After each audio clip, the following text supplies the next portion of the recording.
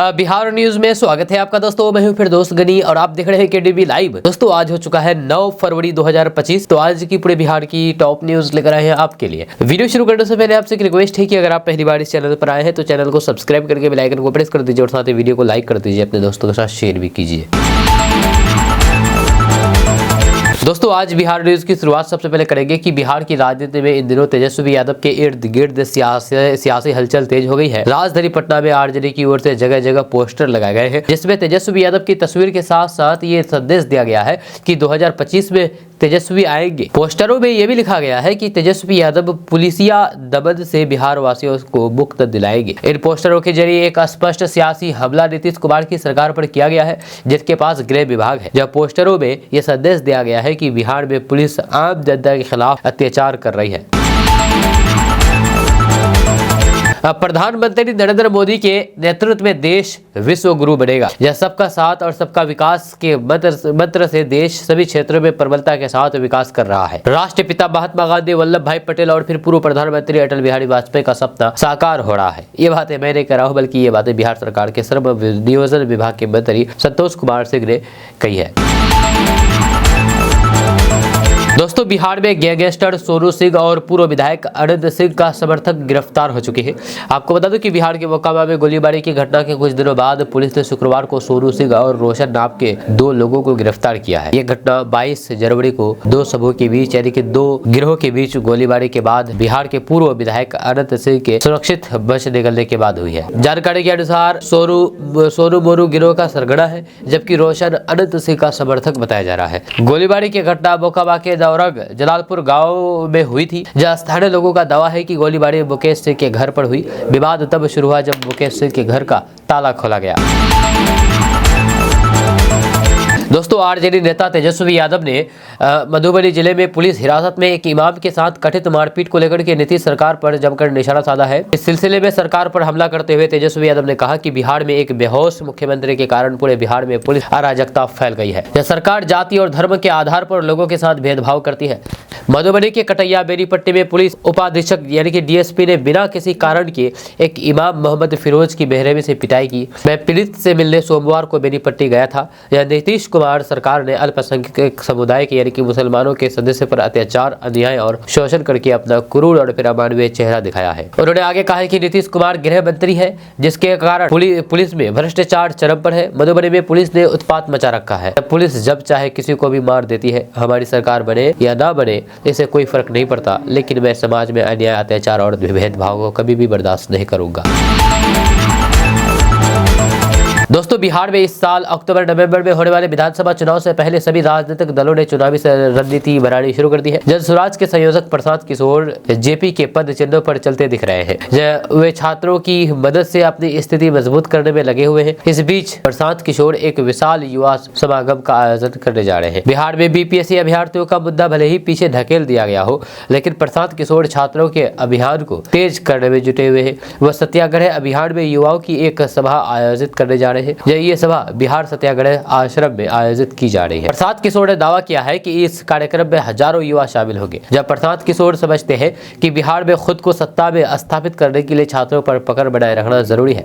हालांकि 17वीं बीपीएससी परीक्षा को लेकर के भूख हड़ताल पर बैठने पर प्रशांत किशोर को कोई भी परिणाम नहीं मिला, लेकिन अब उन्होंने छात्र सभाओं का आयोजन करके छात्रों की मुहिम को आगे बढ़ाते हुए जमीनी स्तर पर अपनी पहुंच से मजबूत करनी शुरू कर दी है। युवाओं के इस जमावड़े का असर कितना व्यापक होगा ये तो फिर समय ही बताएगा, लेकिन प्रशांत किशोर ने बिहार की राजनीति में खुद को मजबूती से स्थापित करने के लिए अब छात्रों से संवाद शुरू कर दिया है।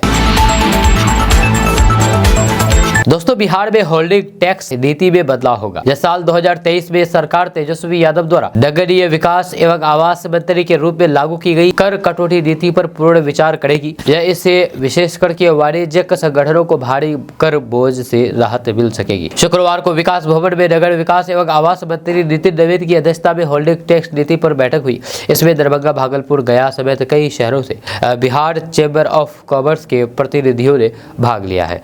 माना जा रहा है कि कि सरकार विधानसभा के बजट सत्र के दौरान इस संबंध में विधेयक लाएगी। 2023 में भी बिहार चैम्बर ऑफ कॉमर्स के प्रतिनिधियों ने तत्कालीन विभागीय मंत्री तेजस्वी यादव द्वारा लागू किए गए विद होल्डिंग टैक्स को अव्यवहारिक बताया है। कहा गया है कि इससे व्यापारी वर्ग और फिर शहर वासियों पर कर का यानी कि टैक्स का भारी बोझ पड़ेगा। उनकी सभी बातें सुनने के बाद मंत्री और फिर विभागीय सचिव ने विद होल्डिंग टैक्स 2023 पर पूर्ण विचार करने को कहा है। दोस्तों, पिछले 36 दिन से बिहार सरकार का अकाउंट फ्रीज हो गया है, जिसके कारण अकाउंट से किसी भी तरीके का लेन देन नहीं हुआ है। इससे बिल और सैलरी फंस गई है। अकाउंट फ्रीज होने के कारण करीब 9 लाख कर्मचारियों का वेतन भी अटका हुआ है, जब मुख्यमंत्री मंत्रियों से लेकर के विधायक तक का वेतन भी रुक गया है। दरअसल बिहार के करीब 3 लाख क्षेत्रीय कर्मचारियों, 5 लाख शिक्षकों और फिर 50,000 संविदा कर्मियों को दिसंबर और फिर जनवरी का वेतन नहीं मिला है, जबकि सचिवालय कर्मचारियों को जनवरी की सैलरी नहीं मिली है। इसी बीच वित्त मंत्री सम्राट चौधरी ने दावा किया था कि नई व्यवस्था 27 जनवरी तक ठीक हो जाएगी। धीरे धीरे सॉफ्टवेयर का अपग्रेड वर्जन रन कर रहा है, लेकिन यह अब तक ठीक नहीं हुआ है। आपको बता दूं कि बिहार सरकार ने 3 जनवरी से वेतन बिल के भुगतान के लिए नया सॉफ्टवेयर लॉन्च किया है। जब सॉफ्टवेयर लॉन्च के बाद कोई तकनीकी समस्या आ गई, खराबी आ गई, जिसके कारण लाखों कर्मचारियों की सैलरी फंस गई है। वित्त विभाग के अधिकारियों की माने तो आनंद फानन में सॉफ्टवेयर लॉन्च होने की वजह से यह समस्या सामने आई है। उन्होंने कहा कि विभागीय स्तर से लेकर के ट्रेड जी तक प्रशिक्षण का अभाव है। दोस्तों, बिहार में जमाबंदियों को दुरुस्त करने के लिए एक विशेष अभियान चलाया जा रहा है, जो 15 मार्च 2025 तक चलेगा। इस अभियान का मुख्य उद्देश्य ऑनलाइन जमाबंदियों में मौजूद गलतियों को सुधारना और फिर उन्हें डिजिटलाइजेशन के माध्यम से सही करना है। वर्तमान में बिहार में 4 करोड़ 39 लाख जमाबंदियों को ऑनलाइन किया जा चुका है, लेकिन इनमें कई प्रकार की गलतियां रह गई है। इस विशेष अभियान के तहत राजस्व एवं भविष्य सुधार विभाग ने सभी समहर्ताओं को निर्देश जारी कर दिया है कि वे राजस्व कर्मचारियों द्वारा हर मौजा की मूल जमाबंदी की स्कैन और ऑनलाइन प्रति से मिलान करें। जहां जमाबंदी स्कैन नहीं हो सकी है, वहां मूल प्रति से मिलान करने के बाद सभी भागों सहित पृष्ठवार सुधार किया जाए।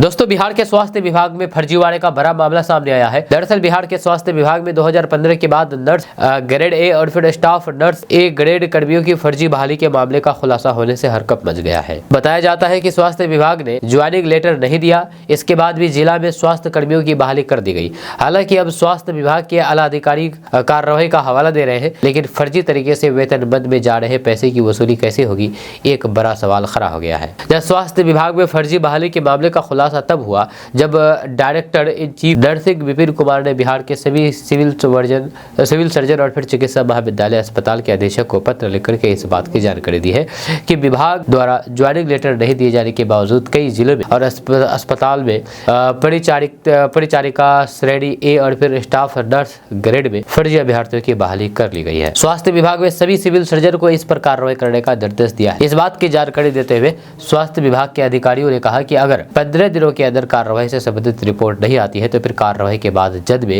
जिलों के सिविल सर्जन भी आएंगे। अब ऐसे में जब स्वास्थ्य विभाग के director in chief Vipin Kumar खुद स्वास्थ्य विभाग में फर्जी बहाली के मामले का खुलासा कर रहे हैं तो फिर निश्चित तौर पर विभाग की कार्यशैली पर सवाल उठना लाजमी है। दोस्तों, बिहार शिक्षा विभाग में शिक्षकों को अपने ट्रांसफर का इंतजार अब खत्म होने वाला है। यह शिक्षा विभाग ने ट्रांसफर को लेकर के पूरी गाइडलाइन जारी कर दी है। साथ ही साथ ट्रांसफर को लेकर के 16 अधिकारियों को जिम्मेदारी सौंपी गई है। ये 16 अधिकारी शिक्षकों के ट्रांसफर के लिए मिले 1,90,000 आवेदनों की जाँच करके उस पर फैसला लेंगे। आपको बता दें कि शिक्षा विभाग ने पहले ही बता दिया था कि शिक्षकों का ट्रांसफर को 4 भागों में बांटा गया है। अब इसकी पूरी प्रक्रिया भी जारी कर दी है। दोस्तों, दिल्ली के विधानसभा चुनाव में चिराग पासवान ने दुर्गति करा ली है, क्योंकि लोजपा रामविलास के कैंडिडेट इतने बड़े मार्जिन से हारे हैं जिसकी कल्पना भी नहीं होगी। दरअसल दिल्ली विधानसभा चुनाव का रिजल्ट आ गया है। सत्ताधारी आम आदमी पार्टी की करारी हार हो गई है। भाजपा ने दिल्ली विधानसभा का चुनाव जीत करके अरविंद केजरीवाल को सत्ता से बाहर कर दिया है। जहाँ 70 सदस्यीय विधानसभा में भाजपा ने 2 सीटें अपनी सहयोगी जेडीयू और लोजपा के लिए छोड़ी थी। देखिए, सहयोगी दल अपनी सीट जीतने में विफल रहे। जहाँ लोजपा को देवली सीट दी गई, लेकिन पार्टी पार्टी प्रत्याशी की करारी हार हो। जब दिल्ली विधानसभा चुनाव के रिजल्ट एनडीए की सहयोगी लोजपा रामविलास के देवली से कैंडिडेट दीपक तंवर की पराजय हो गई है। आम आदमी पार्टी के प्रत्याशी प्रेम चौहान ने बड़ी जीत हासिल की है। चिराग पासवान की प्रत्याशी दीपक तंवर 36,680 मतों से पराजित हुए हैं। चिराग पासवान के प्रत्याशी दीपक तंवर को 50,209 मत मिले, जबकि विजय प्रत्याशी आम आदमी पार्टी के प्रेम चौहान को 86,889 मत मिले। इस तरह से चिराग पासवान को बड़ा धक्का लगा है। पार्टी प्रत्याशी की जीत को लेकर के चिराग पासवान ने पूरी ताकत लगा दी थी, जब बिहार से सभी नेताओं की ड्यूटी देवली विधानसभा में लगाई गई थी। दिल्ली की जनता ने चिराग पासवान और उनकी पार्टी और प्रत्याशी को सिरे से खारिज कर दिया। वहीं पर जेडीयू की प्रत्याशी के बारे में अगर बात किया जाए तो जेडीयू के लिए एक सीट बुराड़ी छोड़ी थी बीजेपी ने, लेकिन नीतीश कुमार ने शैलेंद्र कुमार को उम्मीदवार बनाया था, लेकिन जेडीयू प्रत्याशी को भी हार का सामना करना पड़ा। दोस्तों, बिहार को सिर्फ बखारा बोर्ड और 2 एयरपोर्ट देकर के वोट लेना चाहती है बीजेपी, ये कहना है प्रसाद किशोर का। जी हां, जन स्वराज के सूत्रधार प्रसाद किशोर ने एनडीए सरकार पर जोरदार हमला करते हुए कहा कि गुजरात में सेमीकंडक्टर की फैक्ट्री और यहां सिर्फ कागजों पर बखारा बोर्ड और फिर एयरपोर्ट की घोषणा करके वोट लेना अब बिहार की जनता को मंजूर नहीं होगा। अब सिर्फ बखारा बोर्ड से काम नहीं चलेगा। बिहार सत्याग्रह आश्रम में शुक्रवार को जन स्वराज ने युवा संवाद का आयोजन किया। युवा संवाद को संबोधित करते हुए प्रसाद किशोर ने एनडीए सरकार पर हमला बोलते हुए कहा कि दिल्ली की सरकार बिहार के सांसदों के दम पर चल रही है और एनडीए सरकार बिहार को सिर्फ बखारा बोर्ड और फिर 2 एयरपोर्ट देकर के हमारा वोट लेना चाहती है। अब सिर्फ बखारा बोर्ड से काम नहीं चलेगा। गुजरात में सेमीकंडक्टर की फैक्ट्री और यहाँ सिर्फ कागजों पर बोर्ड और एयरपोर्ट की घोषणा करके वोट लेना अब बिहार की जनता को मंजूर नहीं होगा। प्रसाद किशोर ने कहा कि एनडीए के नेता कह रहे हैं कि बिहार को बहुत कुछ दिया है, तो फिर उन्हें पता होना चाहिए कि दूसरे राज्यों में स्पेस सेंटर खुल रहे हैं, स्टील की फैक्ट्री खुल रही है और यहाँ सिर्फ बखारा बोर्ड खोला जा रहा है। जब विपक्षी नेता कह रहे हैं कि बिहार को सब कुछ दे दिया गया है, तो फिर हम उन्हें बताना चाहते हैं कि बिहार को सिर्फ 2 एयरपोर्ट मिले हैं, जिसकी अभी तक सिर्फ घोषणा हुई है। दूसरी तरफ आंध्र प्रदेश, जिसकी आबादी बिहार की 1/3 है, उसके पास 8 एयरपोर्ट है और पटना का एयरपोर्ट बस स्टैंड से भी खराब स्थिति में है। पूछता हूँ, देश का बजट 45 लाख करोड़ रुपए का है और उसमें से यदि हमें 10,000 करोड़ रुपए भी मिल जाए तो फिर इसमें कौन सी बड़ी बात है। दोस्तों, बिहार एनडीए के 30 सांसदों ने शुक्रवार को प्रधानमंत्री नरेंद्र मोदी से मुलाकात की है। इस मुलाकात की तस्वीर जारी कर दी गई है, जिसमें केंद्रीय मंत्री और हिंदुस्तानी अवाम मोर्चा के संरक्षक जीतन राम मांझी कहीं दिखाई नहीं पड़े। जब बिहार के सियासी गलियारों में चर्चा तेज हो गई कि जीतन राम मांझी कहीं नाराज तो नहीं चल रहे हैं, क्योंकि पिछले दिनों उन्होंने बिहार विधानसभा चुनाव में 20 सीटों पर दावा ठोक दिया था। जब चर्चा की खबरें तेज हुई तो फिर पार्टी की ओर से सफाई दी गई। जय हिंदुस्तानी अवाम मोर्चा ने कहा है कि जीतन राम मांझी को किसी से सर्टिफिकेट नहीं चाहिए। जब पीएम से मुलाकात में नहीं रहने की वजह भी बताई गई है। यह इस प्रकरण में हिंदुस्तानी अवाम मोर्चा के मुख्य प्रवक्ता श्याम सुंदर शरण ने कहा कि एनडीए पूरी तरीके से एकजुट है। एनडीए के घटक दल बिहार में 5 पांडव की तरह काम कर रहे हैं। जब बिहारी सांसदों द्वारा प्रधानमंत्री नरेंद्र मोदी के अभिनंदन के मौके पर पार्टी संरक्षक और केंद्रीय एमएसएमई मंत्री जीतन राम मांझी के नहीं पहुंचने के बाद उन्होंने ये बयान जारी किया है। उन्होंने कहा है कि हम एनडीए का सबसे मजबूत घटक है। जीतन राम मांझी को किसी से सर्टिफिकेट लेने की जरूरत नहीं है। जीतन राम मांझी जी उस समय उद्योग भवन में एक बैठक में थे जब पूर्व नियोजन कार्यक्रम में नहीं होने के चलते हुए पीएम के अभिनंदन समारोह में नहीं जा पाए। शुक्रवार को हुई इस मुलाकात का ग्रुप वीडियो भी जारी किया गया है। इस वीडियो में जेडीयू के कार्यकारी राष्ट्रीय अध्यक्ष संजय झा पीएम के दाहिनी ओर तो चिराग पासवान बाईं ओर दिखे। दोस्तों, प्रगति यात्रा के दौरान मुख्यमंत्री नीतीश कुमार इन दिनों जिलों में जाकर के विकास योजनाओं की समीक्षा कर रहे हैं। इसी कड़ी में मुख्यमंत्री ने प्रगति यात्रा के दौरान अररिया और खगड़िया में मेडिकल कॉलेज और अस्पताल खोलने की घोषणा की है, जिसके बाद कैबिनेट ने अररिया और खगड़िया में नए मेडिकल कॉलेज और अस्पताल खोलने को लेकर की राशि की मंजूरी दे दी है। अररिया में सरकारी मेडिकल कॉलेज और अस्पताल के निर्माण के लिए 4 अरब 1 करोड़ 78 लाख रुपए की योजना राशि स्वीकृत की है। ये सरकारी मेडिकल कॉलेज और फिर अस्पताल अररिया के लोगों के लिए स्वास्थ्य सेवाओं को बेहतर बनाने में महत्वपूर्ण भूमिका निभाएगा। इसी तरह खगड़िया में मेडिकल कॉलेज और अस्पताल बनाने की घोषणा मुख्यमंत्री नीतीश कुमार ने प्रगति यात्रा के दौरान की थी। इसके निर्माण की राशि को भी कैबिनेट ने मंजूरी दे दी है। इस पर 4 अरब 60 करोड़ 56 लाख रुपए खर्च होंगे। ये मेडिकल कॉलेज और अस्पताल खगड़िया के लोगों को बेहतर स्वास्थ्य सेवाएं देने में सहायक होगा। यह इलाज के लिए लोगों को बेहतर सुविधाएं अपने जिले में ही उपलब्ध हो सकेगी। जब पहले बिहार में नाम मात्र के मेडिकल कॉलेज थे, जिसके कारण मेडिकल की पढ़ाई के लिए बिहार के छात्रों को बाहर जाना पड़ता था। मुख्यमंत्री नीतीश कुमार ने सत्ता संभालने के साथ ही बिहार की स्वास्थ्य सेवाओं में सुधार को लेकर के आवश्यक कदम उठाना शुरू किया। यह मुख्यमंत्री का शुरू से उद्देश्य रहा कि इंजीनियरिंग और फिर मेडिकल की पढ़ाई के लिए बिहार के छात्र छात्राओं को मजबूरी में बाहर नहीं जाना पड़े। इसी को लेकर के मुख्यमंत्री नीतीश कुमार ने बिहार के सभी जिलों में इंजीनियरिंग एवं मेडिकल कॉलेज खोलने की घोषणा की थी।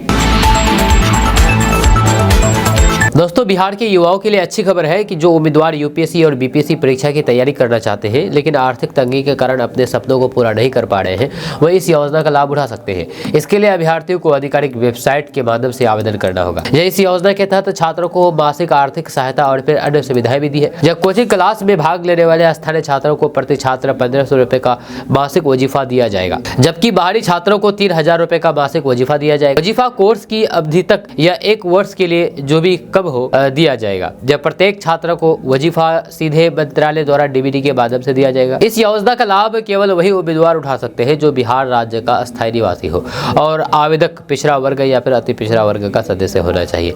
इसके अलावा उनके माता पिता की वार्षिक आय 30,000 रुपए से अधिक नहीं होनी चाहिए और अभ्यर्थियों के पास संबंधित परीक्षा की तैयारी के लिए न्यूनतम शैक्षणिक योग्यता होनी चाहिए। इसके लिए प्रवेश परीक्षा की संभावित तिथि 16 फरवरी 2025 है। फ्री यूपीएससी कोचिंग के लिए 40% सीटें पिछड़े वर्गों के लिए और 60% सीटें अत्यंत पिछड़ा वर्गों के लिए अनुमानित है। कुल चयनित छात्रों में से 40% छात्रों को कक्षा 12वीं की पात्रता वाली प्रतियोगी परीक्षाओं जैसे कि नीट, जेईई, CLAT आदि के लिए चुना जाएगा, जबकि बचे हुए 60% छात्रों को कैट, सिविल सेवा परीक्षा आदि की पात्रता वाली प्रतियोगी परीक्षा के लिए चुना जाएगा।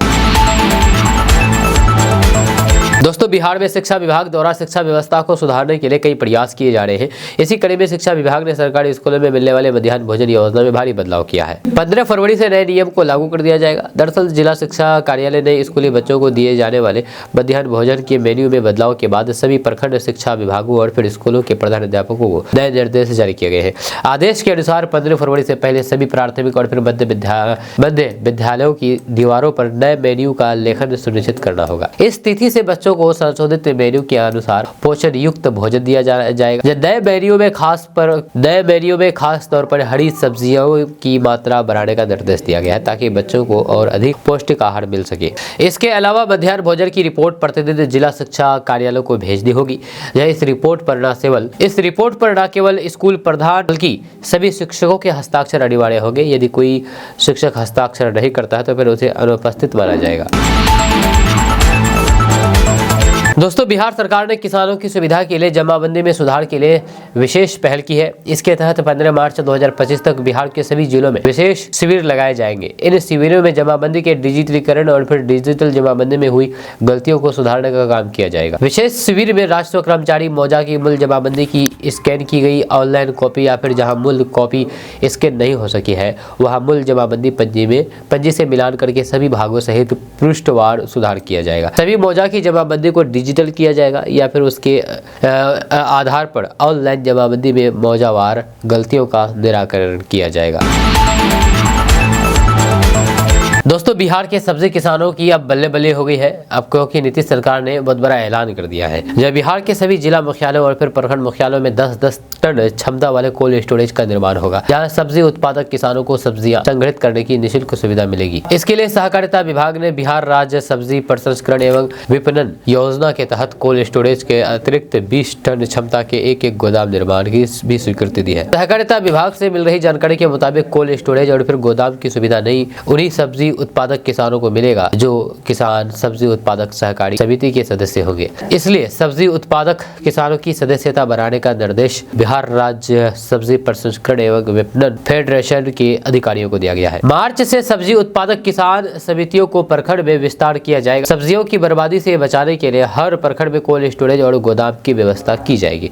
इसके साथ ही जिला मुख्यालय में बेहतर भंडारण की व्यवस्था होगी। स्थानीय उपभोक्ताओं के लिए ग्रामीण मंडी का निर्माण भी कराया जा रहा है। ऐसे मंडियों में संग्रहण केंद्र, वॉशिंग ऑफिस, ग्राइंडिंग और फिर पैकेजिंग की व्यवस्था भी की जाएगी। बिहार के भागलपुर में गुरु शिष्य का रिश्ता शर्मसार कर देने वाला मामला सामने आया है। रिश्ता को तार-तार कर देने वाला मामला सामने आया है। यहाँ पर गुरु शिष्य आपत्तिजनक स्थिति में पाया गया है। यह मामला बिहार के भागलपुर के गौरीडी प्रखंड स्थित गंगा करहड़िया स्थित आदर्श मध्य विद्यालय में एक बीपीएससी शिक्षक ने गुरु शिष्य के रिश्ते को तार-तार कर दिया है। यहाँ एक बीपीएससी शिक्षक पर 8वीं कक्षा की नाबालिग छात्रा के साथ स्कूल के बाथरूम में छेड़खानी का आरोप लगा है। जब बताया जा रहा है कि बीपीएससी शिक्षक तरुण कुमार को स्कूल के बाथरूम में छात्रा के साथ आपत्तिजनक स्थिति में पकड़ा गया है। यह घटना के बाद स्थानीय ग्रामीणों ने आरोपी शिक्षक को बंधक बना लिया और उसकी जमकर के पिटाई की गई। इसके बाद आरोपी बीपीएससी शिक्षक को पुलिस के हवाले कर दिया गया। आपको बता दूं कि बीपीएससी शिक्षक तरुण कुमार गौराडी प्रखंड स्थित गंगा करहड़िया स्थित आदर्श मध्य विद्यालय में गणित और फिर विज्ञान के शिक्षक के पद पर कार्यरत है। स्कूल के बाथरूम में छात्रा के साथ बीपीएससी शिक्षक तरुण कुमार को आपत्तिजनक स्थिति में पकड़ा गया है। स्कूल के ही एक अन्य शिक्षक ने जब ये देखा तो फिर उसने तुरंत स्कूल स्टाफ और फिर ग्रामीणों को इसकी सूचना दी। देखते ही देखते स्कूल परिसर में बड़ी संख्या में लोग जमा हो गए और जम करके हंगामा किया। इसके बाद से ही आक्रोशित ग्रामीणों ने शिक्षक तरुण कुमार को बंधक बना करके पिटाई शुरू कर दी। मामले के खुलासे के बाद पत्रकारों के सवाल पर आरोपी बीपीएससी शिक्षक तरुण कुमार ने हैरान कर देने वाला बयान दिया है। जब उसने मीडिया को बताया है कि वे छात्रा से प्रेम करता है और उसके अभिभावकों से भी बातचीत करना चाहा था, लेकिन किसी कारण से बात नहीं हो पाई है। वहीं पर शिक्षक के इस हरकत पर ग्रामीणों का आक्रोश चरम पर पहुंच गया है। ग्रामीणों ने कहा है कि यहाँ कोई भी मैनेज ब्यूरो नहीं खोला गया है। शिक्षा के मंदिर में शिक्षक ने ही गलत हरकत की है। जब मैं उस छात्रा से प्रेम करता हूँ और फिर उसके अभिभावकों से बात करना चाहता था, लेकिन बात नहीं बन पाई। मैं 30 साल का अविवाहित युवक हूँ। मेरा घर साहेबगंज है। लोगों ने मामले को बड़ा चढ़ा करके बताया गया है। ये कहना है आरोपी शिक्षक का। वहीं पर ग्रामीणों ने बताया है कि इससे पहले भी एक छात्रा ने जब इस प्रेम प्रसंग को उजागर करने की बात कही थी तो फिर शिक्षक तरुण कुमार ने डस्टर से मार करके उस छात्रा का सिर फोड़ दिया था। जब ग्रामीणों ने शिक्षक तरुण कुमार को समझाने की कोशिश की तो उसने अपनी पहुंच पैरवी और फिर रसूख का धौंस दिखाते हुए ग्रामीणों को चुप कर दिया था।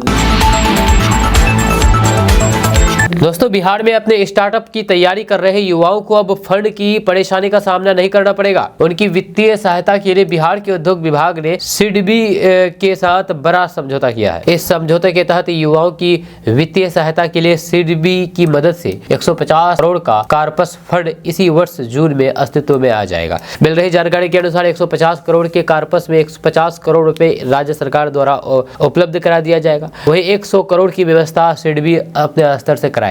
आपको बता दूं कि किसी स्टार्टअप इकाई द्वारा अगर 80% तक का काम कर लिया जाता है तो फिर उसे 6 लाख रुपए का वित्तीय सहायता उपलब्ध कराई जाती है। जब बिहार जैसे पिछड़े राज्यों में स्टार्टअप में लगे युवाओं की समस्या अपने आगे के काम के लिए फंड व्यवस्था की रहती है। जब इस मामले में उनकी निर्भरता महानगरों में बैठे निवेशकों पर रहती है। इसे लेकर के हमेशा संशय की स्थिति बनी रहती है कि मदद मिलेगी या नहीं। निवेशक भी वैसे ही चाहिए कि जिन्हें सेबी की मान्यता हो। इसे केंद्र में रख करके ये तय किया गया है कि एक कार्पस बना करके स्टार्टअप में आगे बढ़ रहे युवाओं को वित्तीय सहायता उपलब्ध कराई जाए, जिसमें बिहार सरकार ने बड़ा कदम उठाया है। दोस्तों, बिहार के वैशाली जिले में एक दिवसीय रोजगार मेला आयोजन किया जा रहा है। इस रोजगार मेले का आयोजन 9 फरवरी को राजगीर यानी कि आज 9 फरवरी को हाजीपुर स्थित रामतवार सहाय उच्च माध्यमिक विद्यालय जंदाहा में सुबह 11 बजे से होगा। जॉब कैंप में भाग लेने वाले युवाओं का बिहार के किसी भी जिला नियोजनालय के कार्यालय से निबंधित होना आवश्यक है। वैसे युवा जिनका निबंधन अभी तक नहीं हुआ है वे वैशाली जिला नियोजनालय में अपना निबंधन करवा सकते हैं। जब वहीं पर इस रोजगार मेले में 1000 युवाओं को रोजगार देने का लक्ष्य रखा गया है। दोस्तों, महाकुंभ 2025 में श्रद्धालुओं की भारी भीड़ उमड़ रही है। अब तक अनुमानित सरकारी आंकड़ों के मुताबिक 40 करोड़ से अधिक श्रद्धालु संगम में आस्था की डुबकी लगा चुके हैं, जबकि अभी स्नान के 19 दिन बचे हैं। ऐसे में यह आंकड़ा 50 करोड़ को भी पार कर सकता है। देश भर से खास करके बिहार और फिर पश्चिम बंगाल से करोड़ों श्रद्धालु संगम पहुंच रहे हैं।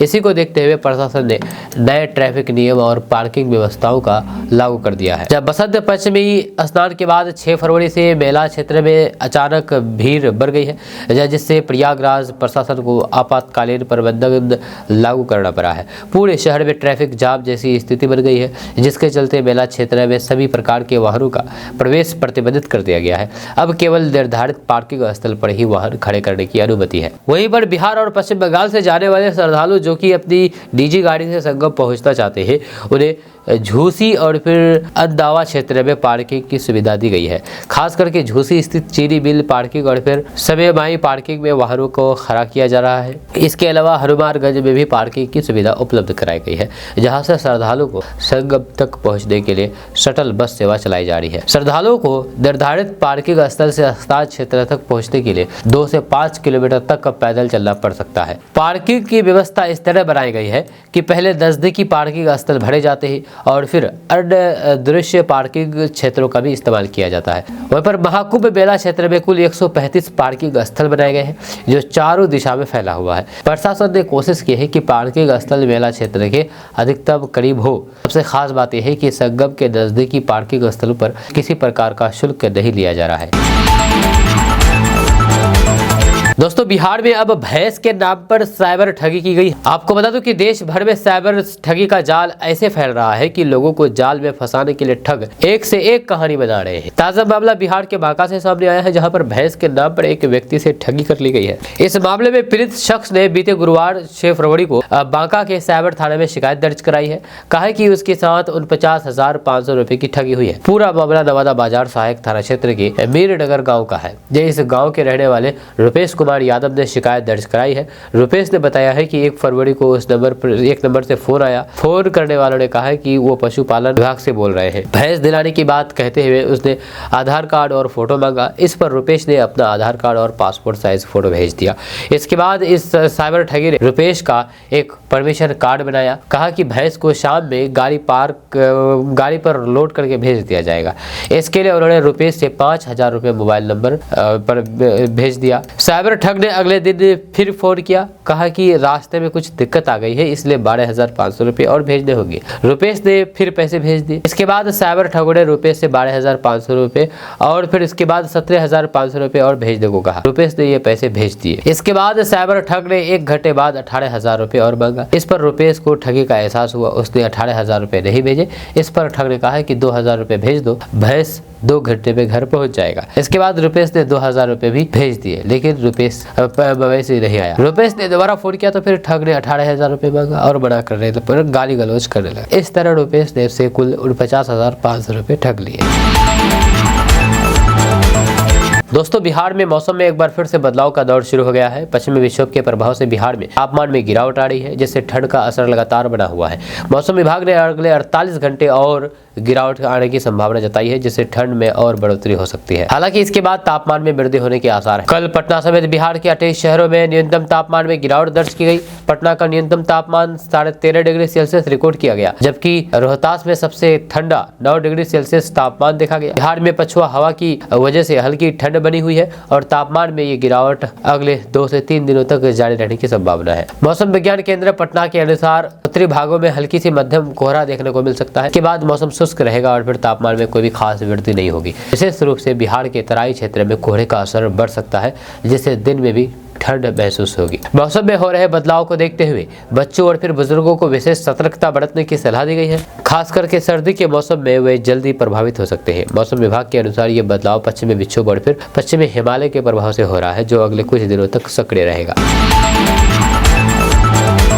दोस्तों, अपने फोर्स को सशक्त बनाए रखने के लिए बिहार पुलिस ने बड़ा फैसला लिया है। अब बीमारी की वजह से शारीरिक रूप से लाचार हो चुके पुलिस अधिकारियों और नौजवानों को और जवानों को जबरन रिटायर किया जाएगा। जब पुलिस मुख्यालय ने नियमों का हवाला देते हुए जिलों से एसएसपी और एसपी को इसको लेकर की कार्रवाई के लिए दिशा निर्देश जारी कर दिया है। विभाग पर बोझ बन चुके कर्मी सेवा में नहीं रहेंगे। हालांकि ये कार्रवाई तभी होगी जब सिविल सर्जन के नेतृत्व में गठित चिकित्सीय बोर्ड पुलिस कर्मियों को कम काम के लिए अनफिट करार देता है। एडीजी मुख्यालय कुंदन कृष्ण की ओर से जारी पत्र में कहा गया है कि बिहार पुलिस मैनुअल 1978 के नियम 809 में स्वास्थ्य की दृष्टि में से अयोग्य घोषित पुलिस अफसरों और फिर जवानों को रिटायर कराने का प्रावधान है। पुलिस मुख्यालय ने इसके आलोक में जिलों के एसएसपी और फिर एसपी को प्रत्येक महीने आयोजित होने वाली पुलिस सभा में सभी अफसरों और फिर जवानों को इस नियम से अवगत कराने को कहा गया है। वैसे पुलिसकर्मी जो असाध्य रोगों से ग्रसित है, उन्हें समुचित इलाज कराने को कहा जाएगा। इस आदेश की कॉपी सभी रेंज आईजी डीआईजी को भी भेजी गई है। इलाज के बाद भी पुलिस अधिकारी और फिर जवान शारीरिक रूप से फिट नहीं होते तो फिर सिविल सर्जन के नेतृत्व में मेडिकल बोर्ड गठित करके जांच कराई जाएगी। मेडिकल बोर्ड की सलाह के आधार पर यह तय किया जाएगा कि उन्हें रिटायर किया जाए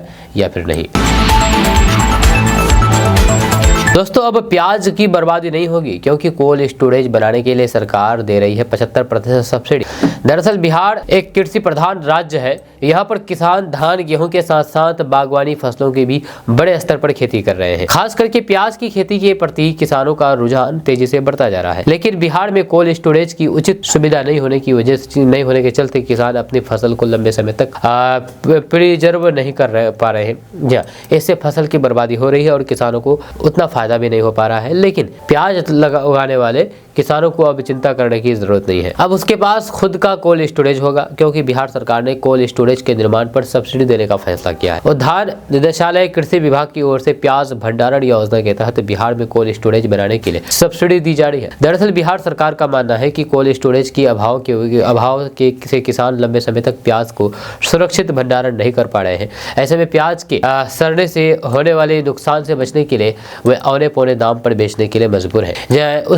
इससे उनकी कमाई भी प्रभावित हो रही है। यही वजह है कि सरकार ने प्याज भंडारण योजना के तहत कोल्ड स्टोरेज के निर्माण पर सब्सिडी देने का फैसला किया है।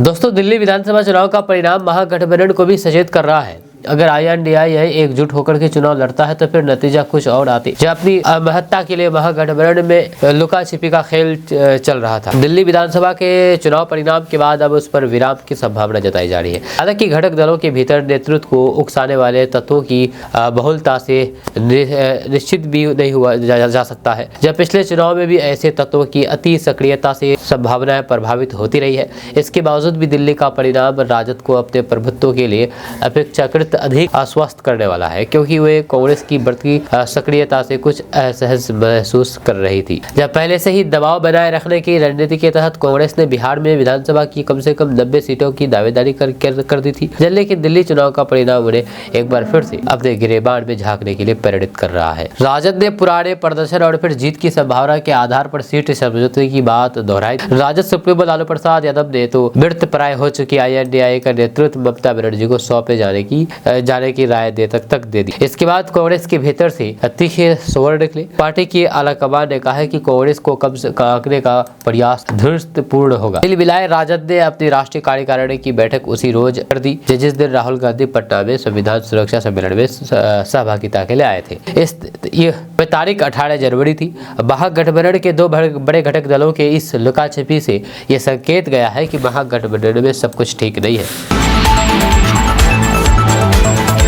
पटना से इस वक्त एक बड़ी खबर सामने आ रही है जो IPS अधिकारियों के तबादले से जुड़ी हुई है। नीतीश सरकार ने बिहार के 7 IPS अफसरों का तबादला कर दिया है। मोतिहारी सदर के अनुमंडल पुलिस पदाधिकारी 2 और फिर 2020 बैच की IPS अधिकारी शिखर चौधरी को सारण का ग्रामीण SP बनाया गया है। वही अपराध अनुसंधान विभाग पटना के सहायक पुलिस अधीक्षक 2021 बैच की IPS सुश्री दीक्षा को पटना का अनुमंडल पुलिस पदाधिकारी 1 नगर बनाया गया है। वहीं पर सारण के सहायक पुलिस अधीक्षक 2021 बैच की IPS महिबुल्ला अंसारी को मोतिहारी की पकड़ी दयाल अनुमंडल पुलिस पदाधिकारी बनाया गया है। वहीं पर नालंदा के सहायक पुलिस अधीक्षक सुश्री दिव्यांजलि जायसवाल को बगहा के रामनगर अनुमंडल पुलिस पदाधिकारी और फिर गया के सहायक पुलिस अधीक्षक शिवम धाकर को मोतिहारी सदर अनुमंडल पुलिस पदाधिकारी बनाया गया है।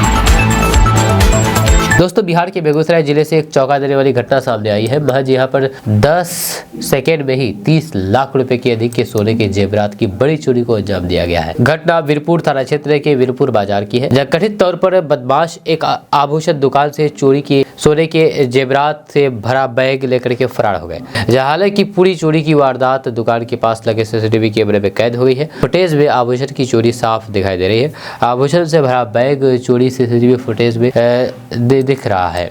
देखा जा सकता है कि दुकानदार सुबह करीब 11:30 बजे दुकान पर आया और फिर एक शटर खोलने के बाद फिर दूसरा शटर खोलने गया। इसी बीच एक बदमाश आया और जेवरात से भरा बैग चुरा करके भाग गया।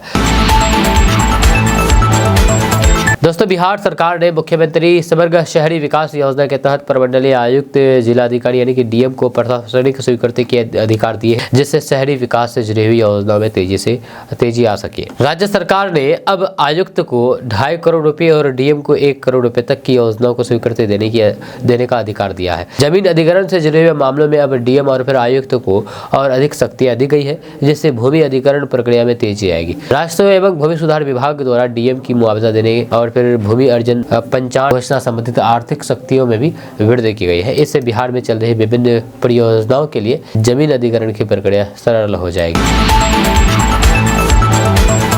दोस्तों, दिल्ली विधानसभा चुनाव के नतीजे सामने आ गए हैं। इस बार के चुनाव में बड़ा उलटफेर देखने को मिला है।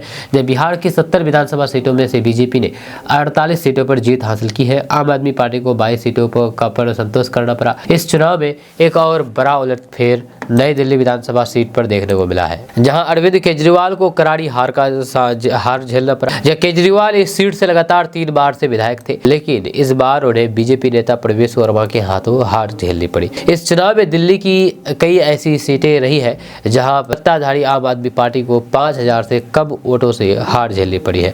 इसमें अरविंद केजरीवाल की नई दिल्ली सीट भी शामिल है।